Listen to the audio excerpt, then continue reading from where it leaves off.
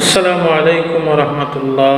সম্মানিত প্রিয় বন্ধুগণ, আওয়ামী লীগের নেতা হাসানুল হক ইনুর 10 বছরের সাজা হয়েছে।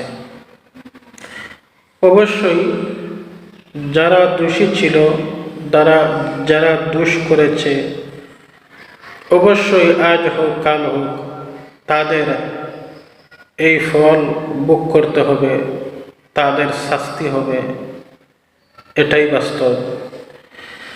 সম্মানিত প্রিয় বন্ধুগণ, কিন্তু আওয়ামী লীগের মধ্যে ভালো আছে, খারাপও আছে। কেউ কেউ আছে জনগণের সাথে ছিল, কোন খারাপই পথে ছিল না, এমনকি লুটপাটের মধ্যেও ছিল না এবং জনগণের সাথে কাজ করে গেছে। এই ধরনের লোককে অবশ্যই হেনস্থা করা বা তাদের উপর জেল জুলুম ঠিক হবে না। আর যারা দোষ করেছে অবশ্যই তাদের শাস্তির আওতায় আনতে হবে, শাস্তি দিতে হবে। তবে ইদানিং আমরা দেখতে পারতেছি আওয়ামী লীগের এত সাহস তারা কোথা থেকে পায়। তারা মিটিং মিছিল প্রকাশ্যে করতেছে।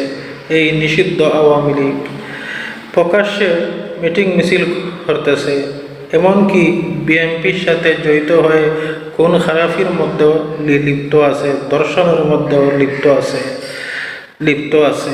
কিন্তু এর পিছনে আজ সর্বকিছু দেয় এই বিএনপি যদি গণভোটের রায় আজ যদি বাস্তবায়ন করত, তাহলে দেশে আজ এত উশৃঙ্খলা সৃষ্টি হতো না।